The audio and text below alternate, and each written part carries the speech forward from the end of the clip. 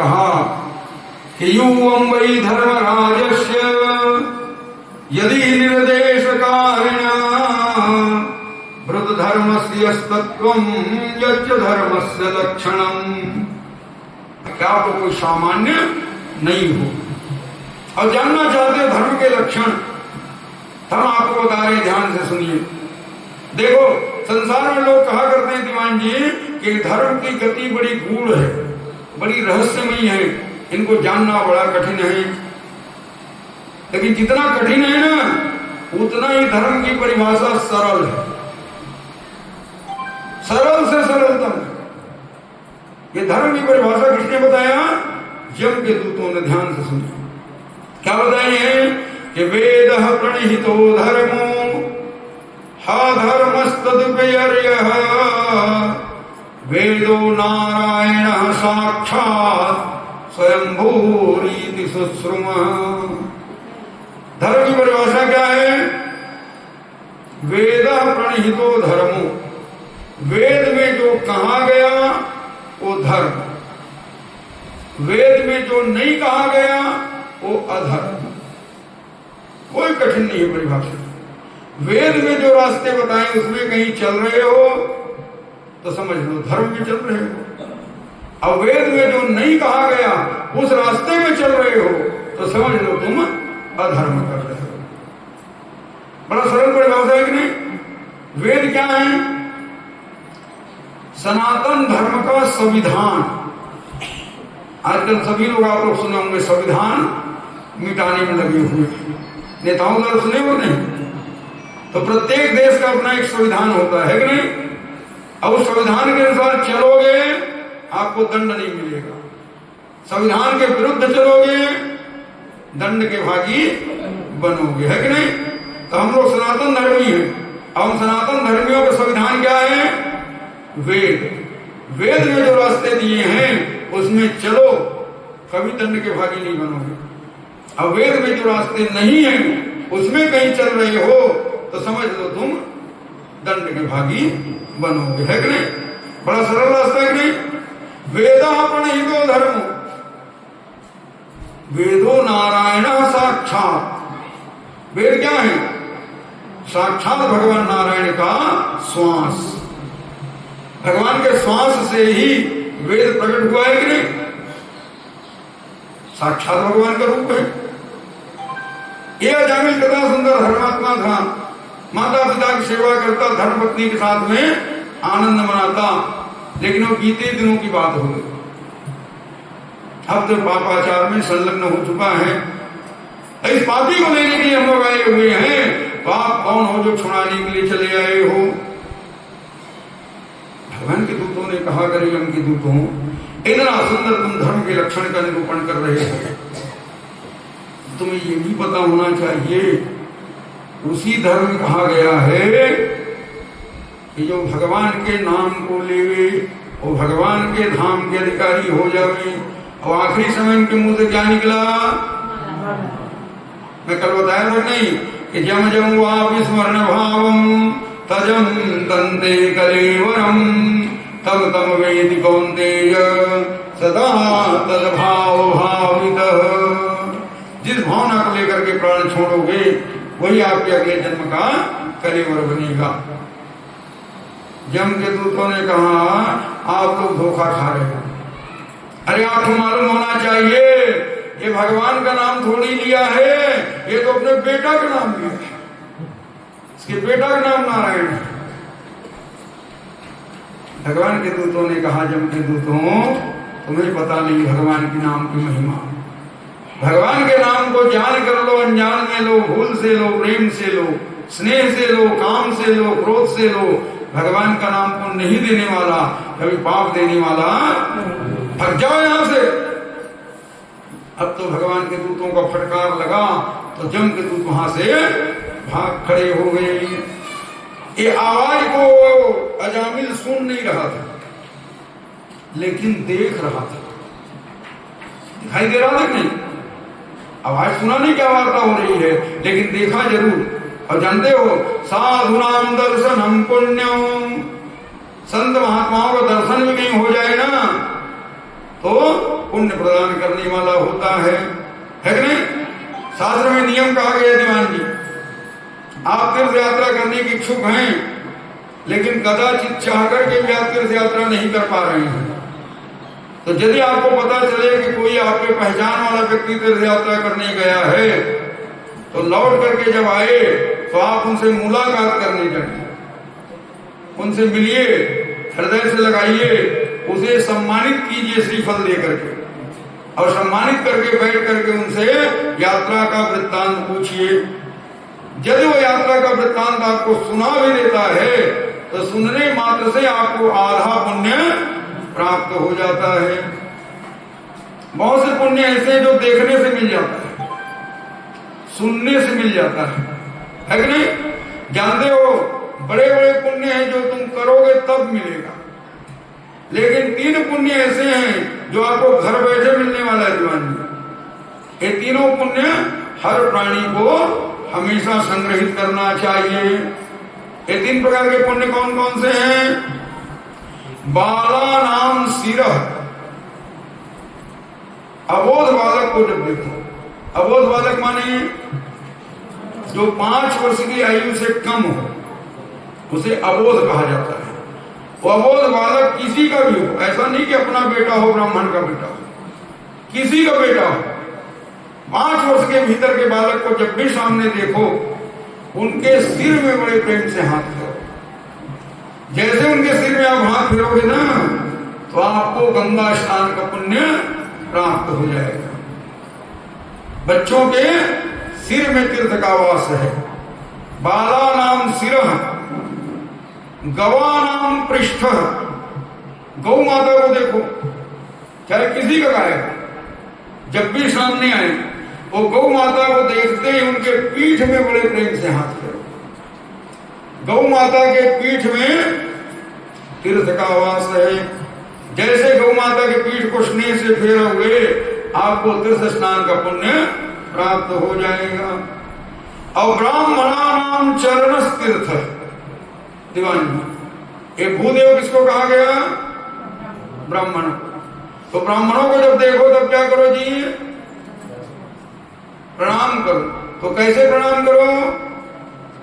ब्राह्मण के चरण के अंगूठे के नाखून का स्पर्श करके प्रणाम करना चाहिए। स्पर्श से प्रणाम होना चाहिए दीवान जी, तब पुण्य की प्राप्ति होगी। लेकिन आजकल कैसे प्रणाम होता है जी? महाराज पालक, ऐसे बोलेंगे लगता है वहां को डंडा से मार, है कि नहीं? और फिर भी उनको आशीर्वाद दो भैया, और नहीं आशीर्वाद दोगे क्या बोलेंगे? भगवान बहुत मोटा आ गया। पहले लंबा चौड़ा आशीर्वाद देता था, आजकल आशीर्वाद ही नहीं देता है कि नहीं? जैसे ये बिजली तार खंभे में गया हुआ है कि नहीं, उसमें करंट है कि नहीं, लेकिन उसके नीचे भी तुम खड़े हो जाओ क्या आपको करंट लगेगा? कब तक नहीं लगेगा? जब तक उसे तुम स्पर्श ना करो, है कि नहीं? कितनों दूर से हाथ घुमाते रहो, कुछ अंदर पड़ने वाला स्पर्श हुआ कि करंट, तो मुंह से बोलो चाहे ना बोलो, ब्राह्मण के चरण के नाखून को स्पर्श करो, और जहां स्पर्श किया आपको आशीर्वाद प्राप्त होगा। ब्राह्मण के चरणों में तीर्थ का वास कहा गया है। ब्राह्मणा नाम चरण तीर्थ, ब्राह्मण के चरण के अंगूठे के नाखून को स्पर्श करके प्रणाम करना चाहिए। ये 3 घर बैठे मिलेंगे कि नहीं? सनातन धर्म कितना सरल धर्म है, कहीं जाने की जरूरत नहीं है, ये घरे बैठे मिलेंगे। बच्चे घर में मिल जाएंगे कि नहीं? गौ माता भी और पंडितों का आना जाना भी, ये तीनों का सेवन करो, और तीनों के सेवन करने मात्र से त्रिवेणी संगम का पुण्य आपको अनायास प्राप्त हो जाएगी। अजामिल भगवान के दूतों का दर्शन मात्र किया, उपदेश नहीं सुना, लेकिन सुनने मात्र से बुद्धि बदल गया कि नहीं? स्मरण हो गया। कितने सुंदर ब्राह्मण, माता पिता जिनकी सेवा करनी चाहिए जिस आयु में, उस आयु में उनको मैं घर से बाहर निकाल दिया। कितनी सुंदर मेरी धर्मपत्नी पतिव्रता नारी, उनका मैं परित्याग कर दिया। मुझसे बढ़ करके पापी संसार में कोई और नहीं होगा। जैसे ज्ञान हुआ, अब तो आधी रात को निकल पड़ा जामिल, वहां से पहुंचा पहुंचा श्रीधाम वृंदावन और श्री कृष्ण महापम दशमस्य पाठा श्रीमद् भागवत महापुराण के 10वें स्कंद का पाठ करना प्रारंभ किया। 5 वर्ष का समय बीत गया। तब क्या देखता अजामिल जो उस समय छुड़ाने आए थे वही समय लिवाने के लिए आए हुए हैं। बोले अजामिल तुम्हारा पंच भौतिक शरीर संपन्न हुआ।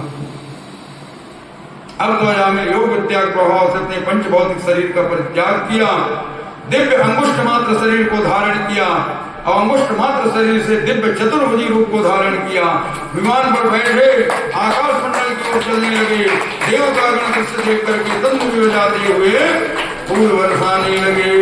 बोले भक्तवत्सल भगवान की जय हो। भक्त के भगवान को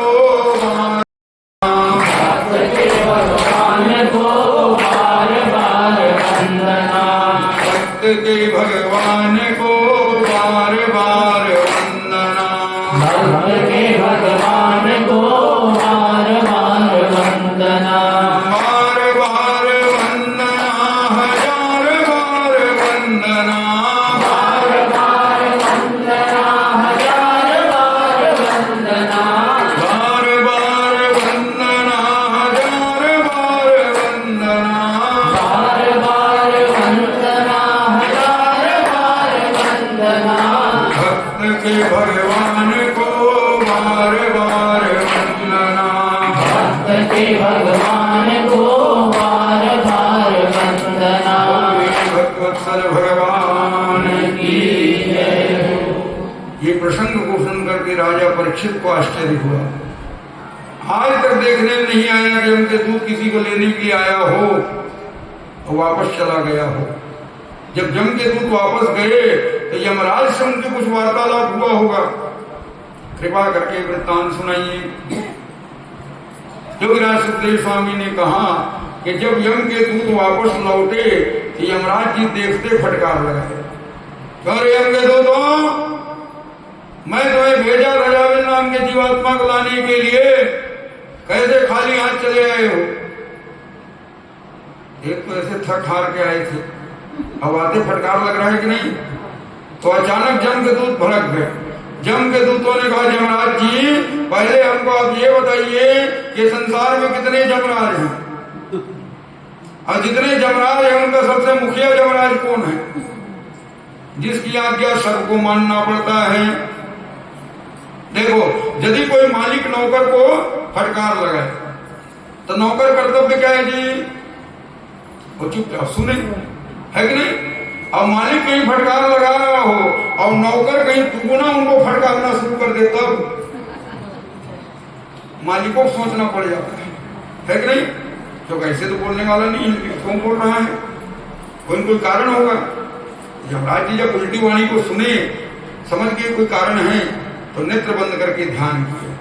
जानते हो इसी का नाम यमराज है और इसी का नाम धर्मराज है। नाम दो है लेकिन व्यक्ति एक है कि नहीं?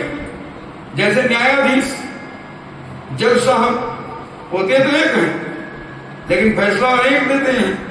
अब जिस मुजरिम को फांसी कहीं दे दिया न्यायाधीश महोदय, तो उनकी दृष्टि में क्या बन गया? इससे बड़ा यमराज फांसी दिया है कि नहीं? लेकिन सबको थोड़ी फांसी देगा जी, किसी किसी को बाइज्जत बरी भी करेगा कि नहीं? और जब उसको बाइज्जत बरी कर दिया तब वो क्या कहेगा? इससे बड़ा धर्मराज कोई नहीं है। सत्य जान गया कि नहीं? यही धर्मराज है व्यक्ति ये, लेकिन लोगों के लिए अलग है कि नहीं? एक के लिए धर्मराज है, एक के लिए यमराज है। तो जानते हो यमराज एक ही है, कोई दो नहीं है। जब पुण्यात्मा लोग इनके दरबार में जाते हैं तब ये धर्मराज कहलाते हैं। अब पापात्मा जब पहुंचते हैं तब यमराज बन जाते हैं। यमराज जी धर्मराज बन करके ध्यान लगाए तो पता चल गया भगवान नारायण के दूत आए हुए थे। धर्मराज ने कहा बड़ा सुंदर किए हो, क्योंकि तुम्हें मालूम होना चाहिए इस ब्रह्मांड में हम सरीखे ना मालूम कितने यमराज हैं और हम जितने यमराज हैं उन सबका मुखिया हेड स्वामी कौन है? वैकुंठाधिप भगवान श्री हरिनारायण। वो सबसे बड़े यमराज हैं और उनकी आज्ञा सबको मानना पड़ता है। बहुत सुंदर के जो वापस आ गए। अब तो जम के दूत और भड़क गए। जब यहाँ बैठे बैठे आपको पता है कि भगवान के दूत आए हुए थे तो हमको क्यों भटकने के लिए भेज दिए? यमराज ने कहा भैया मैं थोड़ी जानता था जी, वो आखिरी समय भगवान के नाम को ले देता। पापी था, मैं लेने भेजा, आखिरी समय भगवान के नाम को लिया तो भगवान के धाम के अधिकारी हो गए। जम के दूतों ने कहा बड़ा विचित्र नियम है, अब कितने बड़े बड़े पापी होंगे उसको हम लेने जाएंगे, अब आखिरी समय भगवान के नाम को ले देंगे तो खाली हाथ लौट के आएंगे, कुछ हाथ लगने वाला। यमराज ने देखा कि यम के दूत निराश हो रहे हैं। यमराज ने कहा देखो यम के दूतों, ऐसा करता हूं मैं तुम्हें बता देता हूं कि कौन मेरे धाम आने वाला है और कौन मेरे धाम आने वाला। मेरे धाम जो आने वाले उनके लक्षण मैं तुम्हें बता रहा हूं। उस लक्षण से युक्त व्यक्ति को देखना तो वहां कभी भूल के जाना मत, और लक्षण कहीं ना दिखाई दे तो मैं बोलूं या ना बोलूं तुरंत पहुंचना और उठा करके ले आना, तुमको कुछ करने की जरूरत नहीं है। जम के दूतों ने कहा ये बड़ा अच्छा है, हमको भी थोड़ा अधिकार होना चाहिए फैसला करने का, किसको लाना है किसको। यमराज ने अपने धाम न आने वालों का लक्षण बताया। क्या बताए हैं कि जे कंठ लग्न तुलसी नलिनाक्ष माला, जे बाहु मूल पर चिन्हित शंख चक्र, जे वै ललाट पटले लस दूर्ध कुंड, ते वैष्णव भुवन माशु पवित्रयन्ति। जे कंठ लग्न तुलसी नलिनाक्ष माला, जो अपने कंठ में तुलसी की माला धारण किया हो, अथवा नलिनाक्ष, नलिनाक्ष माने कमल गट्टा। कमल गट्टा किसका है? लक्ष्मी महारानी का। और तुलसी किसका है? भगवान नारायण का। वैष्णव भक्त का लक्षण बताया जा रहा है। तो जे कंठ लग्न तुलसी नलिनाक्ष माला, जो अपने कंठ में तुलसी की माला को धारण करता हो। धारण करने का मतलब क्या है दीवान जी? ऐसे गले में खाली टांगता ना हो, उसके नियम का भी पालन करता हो, है कि नहीं? जानते हो भगवान को आपको भोग लगाना है तो क्या करना पड़ेगा दीवान जी? भगवान को भोग लगाने के लिए क्या करते हो? सबसे पहले भगवान की मूर्ति होनी चाहिए, प्रतिमा होनी चाहिए, फिर मंत्र का ज्ञान होना चाहिए, तब भगवान भोग लगेगा कि नहीं? लेकिन यदि आपके पास में प्रतिमा नहीं है, मूर्ति नहीं है, फोटो नहीं है, मंत्र भी नहीं जानते हो, ऐसी जगह पर जहां पर व्यवस्थाएं नहीं हो पा रही है, लेकिन फिर भी आपको कहीं भोग लगाना है भगवान को, तो क्या करो? उस वस्तु में तुलसी के एक पत्ता को छोड़ो। जहां तुलसी दल छोड़े वो किसका हुआ?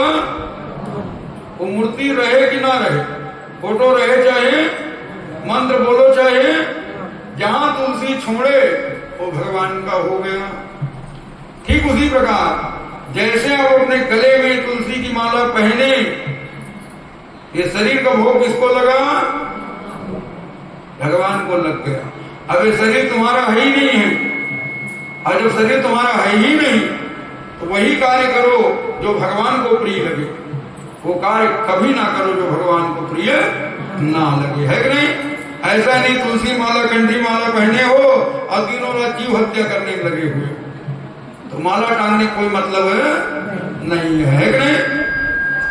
यदि भगवान के स्वरूप धारण कर रहे हो तो कुछ नियम का भी पालन जरूरी कि नहीं? तभी हमारे सनातन धर्म में हर किसी को तुलसी माला भी पहनने का अधिकार नहीं दिया गया है। अधिकार कब मिलता है जी? जब गुरु के शरण में आओ, है कि नहीं? जब गुरु के शरणागत होते हैं तब गुरु जी के द्वारा दिया जाता है कंठी माला कि बेटा इसको तुम अपने गले में धारण कर लो। तो समझो ये शरीर किसको भोग लगा?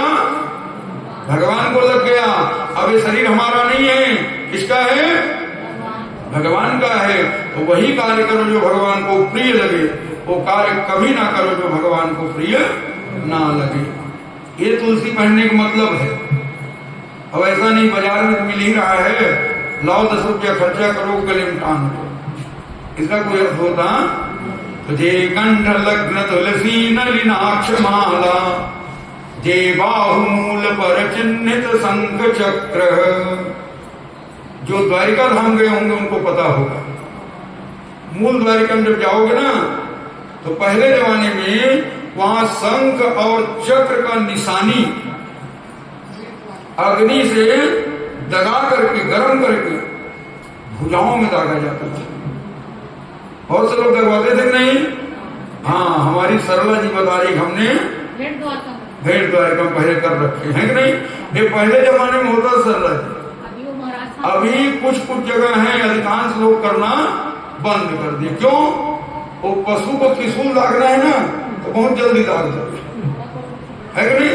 लेकिन अपने दगवाना है तब लोग कमजोर पड़ जाते हैं कि नहीं, कर नहीं पाते हैं, बड़ी कठिनाई होती है। तो पंडा लोग बड़े चतुर होते हैं, लोग दगवाना बंद कर दिए। ये लोग क्या चतुराई किए, वो शंख चक्र का ठप्पा बना बेचना शुरू कर दिए।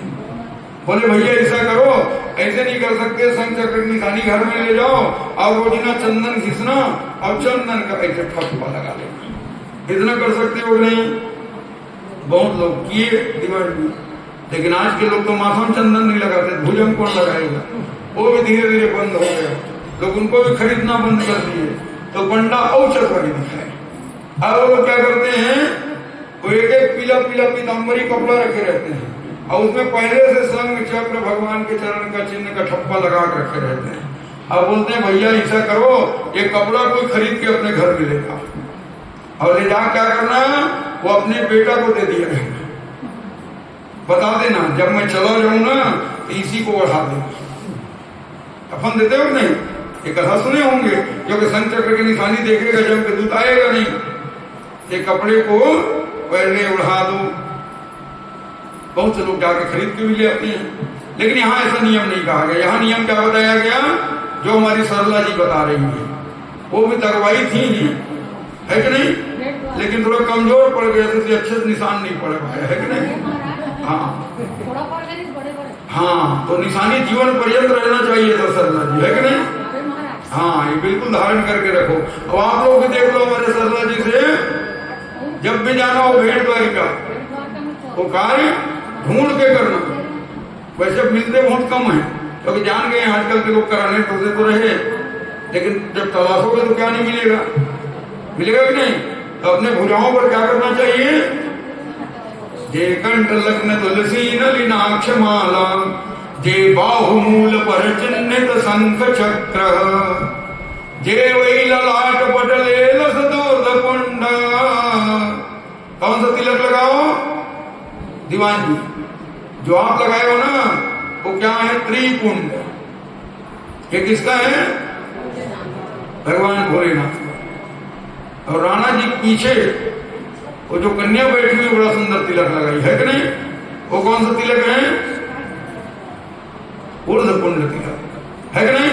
आप लोग यहाँ बैठे हो क्या बन करके? वैष्णव। और वैष्णव तिलक क्या है? सब लोग ध्यान से देखो, गुड़िया को बड़ा सुंदर तिलक लगाई है कि नहीं? तो ऐसा तिलक कल सबके मस्तक में होना चाहिए, किसी के मस्तक खाली रहना नहीं चाहिए, है कि नहीं? तो जो अपने मस्तक पर ऊर्ध्व पुंड तिलक को धारण करते हैं, दक्षिण भारत में आप जाइए, वहां पुरुष ही नहीं माताएं भी बड़ा सुंदर तिलक लगाती है कि नहीं? और यदि वहां नहीं जा पा रहे हो ना, तो हमारे श्री राम वृंदावन में चले जाइए, देखिएगा वहां पर वो अंग्रेजों ने एक मंदिर बना रखा है, इस्कॉन कहते हैं उसको, है कि नहीं?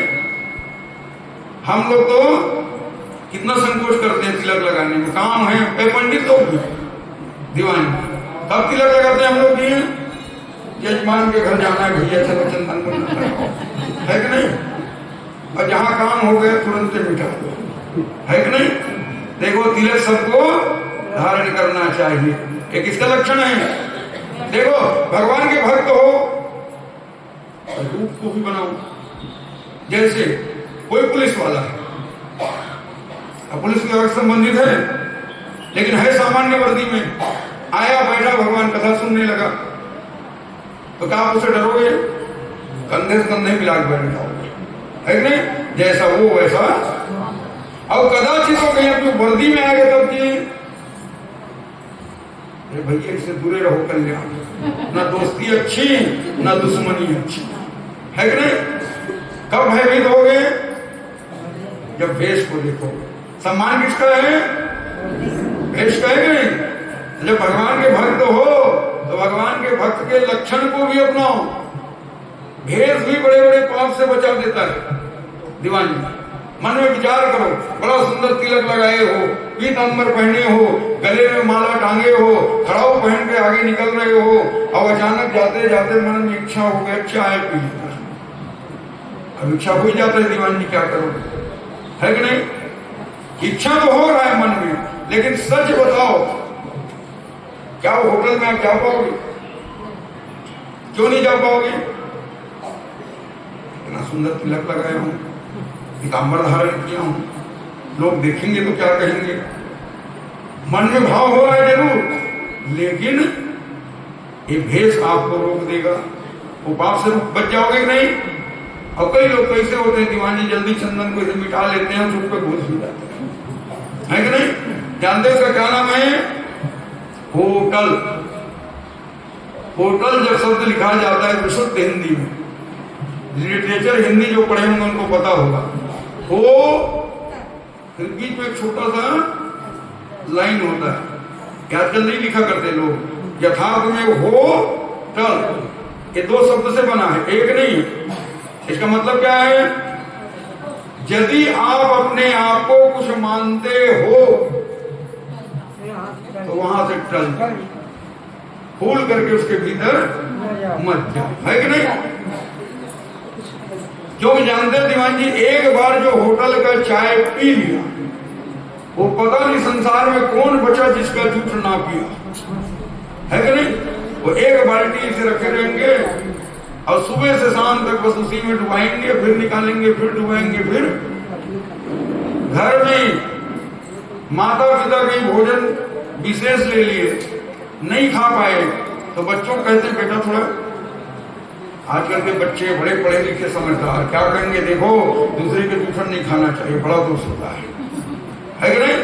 हम किसी की जूठ खाते नहीं है, माता पिता जूठन खाने के उपदेश सुनाते हैं और संसार में जूठन खरीद खरीद के खाते हैं, उसमें कमी करने वाले नहीं है कि नहीं? तो कभी भी अपने मन को उधर लगाना नहीं चाहिए। ये लक्षण है कि नहीं? कि जे कंठ लग्न तुलसी नलिनाक्ष माला, जे बाहुमूल पर चिन्हित शंख चक्र, जे वै ललाट पटले लस दूर पुण्ड, हे वैष्णवा भुवन मासु पवित्रयंती। जो अपने स्वरूप को ऐसा धारण करता है, भूल करके उनके पास जम के दूत आते। देखो जमराज जी बता दिया है किसको किसको मेरे धाम में नहीं लाना है और किसको मेरे धाम में लेकर के आना है। अब विचार हम लोगों को करना है दीवानी, है कि नहीं? कहीं आपको जम के दूत के यहाँ नहीं जाना है तो गले में तुलसी की माला पहनो, मस्तक में तिलक धारण करो, भुजाओं में शंख चक्र की निशानी लगाओ और मुख में भगवान का नाम बसाओ। ऐसा यदि करते रहोगे कभी जम के दूत आने वाले। अब कदाचित कहीं जम के धाम जाने की इच्छा है तो भूल के चंदन मत लगाओ, भूल के तुलसी माला मत पहनो, भूल के भगवान के नाम कभी लेवे मत करो। फिर कुछ करने की जरूरत नहीं है, कोई टिकट कटवाने की जरूरत नहीं, कोई रिजर्वेशन की जरूरत नहीं, वो घर पहुंच सेवा देते हैं, वो जहां रहोगे वहीं से उठा के ले जाएंगे, उनके लिए कोई रिजर्वेशन की आवश्यकता है कि नहीं? लेकिन यदि नहीं जाना है तो क्या करो?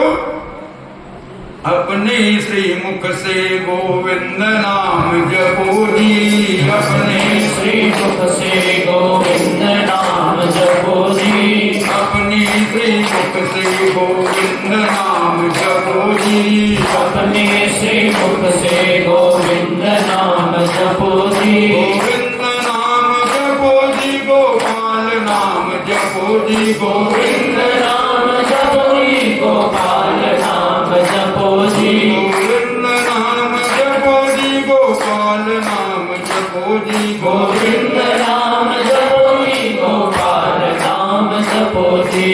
अपने श्री मुख से गोविंद नाम जपो जी। अपने श्री मुख से गोविंद नाम जपो जी। अपने श्री मुख से गोविंद नाम जपो जी। अपने श्री मुख से गोविंद नाम जपो जी। गोविंद नाम जपो जी, गोपाल नाम जपो जी। गोविंद नाम जपो जी, गोपाल नाम जपो जी।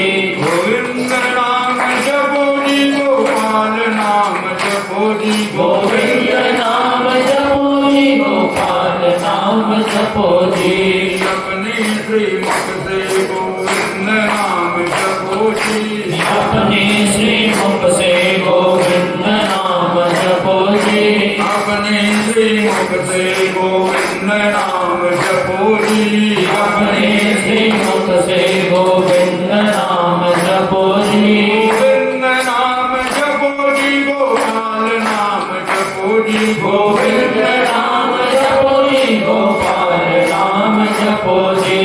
अपने श्री मुख से गोविंद नाम जपो जी। अपने श्री मुख से गोविंद नाम जपो जी। बोले गोविंद भगवान की जय हो।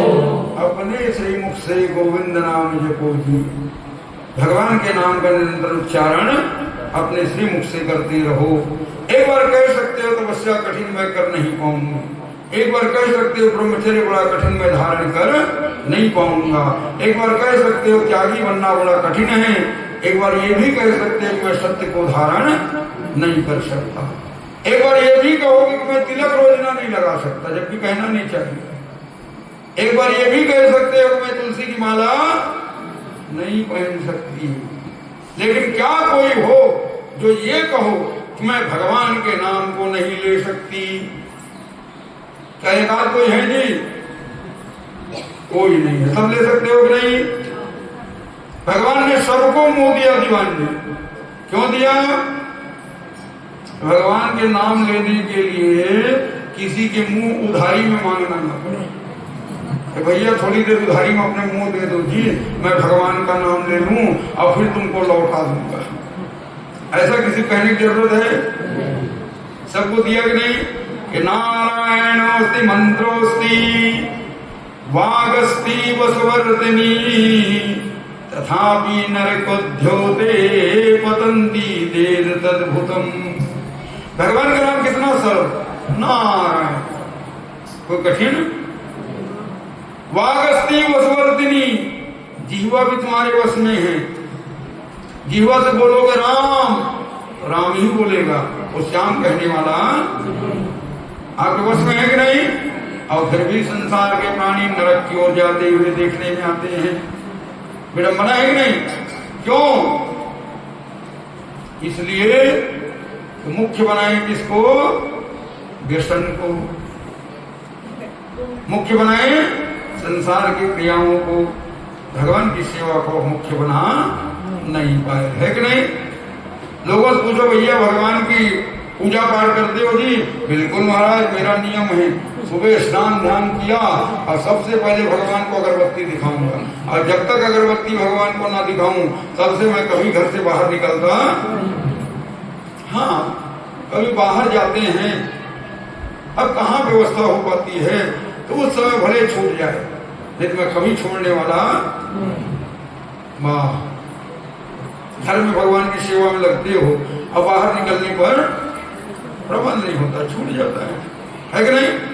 तो जो व्यसन पाल के रखे हो उसको भी बाहर जाके छोड़ देते हो ना, उसको छोड़ने वाले हैं, है कि नहीं? हाथ में घड़ी रहे या ना रहे, 4 बजने वाला है दीवान के कथा में बैठे रहोगे तो पता चल जाएगा, है कि नहीं? क्यों पता चल जाता है जी? वो मस्तक संकेत देना शुरू कर देता है कि नहीं? चलो भैया अब समय हो गया है। व्यसन है कि नहीं?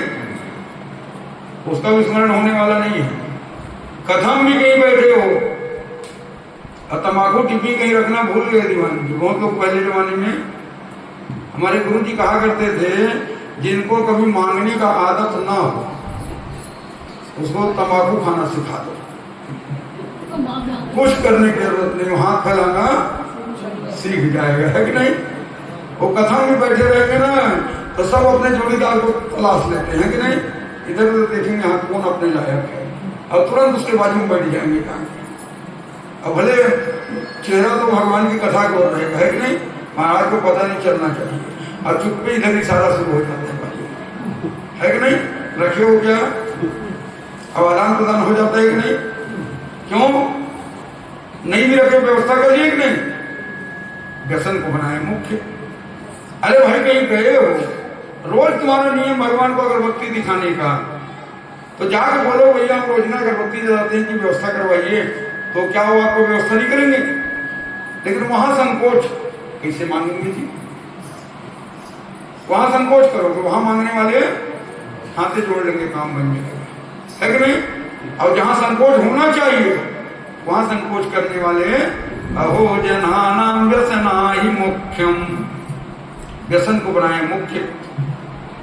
अरे व्यसन बनाओ भगवान के नाम का, जहां रहें जैसे रहें जिस दशा में रहें भगवान के नाम के नियम को हम तोड़ने वाले नहीं है। कोई ऐसा परिस्थिति संसार में नहीं है जो आपके नियम को तोड़ सके, यदि आप नियम का पालन करना प्रारंभ कर दो। और नियम का बड़ा महत्व है कि नहीं? जो कार्य हमें करना है सो करना है। यदि नियम को ठान लिए ना तो छोटा से छोटा नियम भी क्यों ना हो वो भी तुम्हारा कल्याण कर देगा। तो आज से नियम बना लो कि जब भी हमें कोई कष्ट पड़े मुंह से भगवान का, जहां जाए कोई शुभ काम शुरू करे पहले भगवान का, कोई भी कार्य करना उससे पहले भगवान का अभ्यास बना लो, इसी का व्यसन बना लो। कई लोग को देखना कहीं देखने में आता है वो अपने काम काज में लगे रहेंगे, व्यापार में लगे रहेंगे, जो करते हैं सब करते रहेंगे और सब करते करते क्या करेंगे? राम राम राम सीताराम सीताराम, राधे श्याम राधे, तेरा भगवान के नाम को। अरे काम करते किससे? हाथ से। मुंह को फोकट में क्यों बैठा है? उसका भी उपयोग करो, काम करते रहो, नाम नाम धन का खजाना बढ़ाते चलो। कृष्ण गोविंद गोपाल निरंतर भगवान के नाम को उच्चारण करो। कह सकते हैं बड़े बड़े नियम हम नहीं पालन कर सकते क्योंकि कलिकाल है, कठिन भी है, लेकिन छोटे रूप को सभी पालन कर सकते हो कि नहीं? तो नियम बना लो कि बिना भगवान के नाम लिए हमारा कोई दिन बीतने वाला नहीं है। बोले भक्तवत्सल भगवान श्री हरि नाम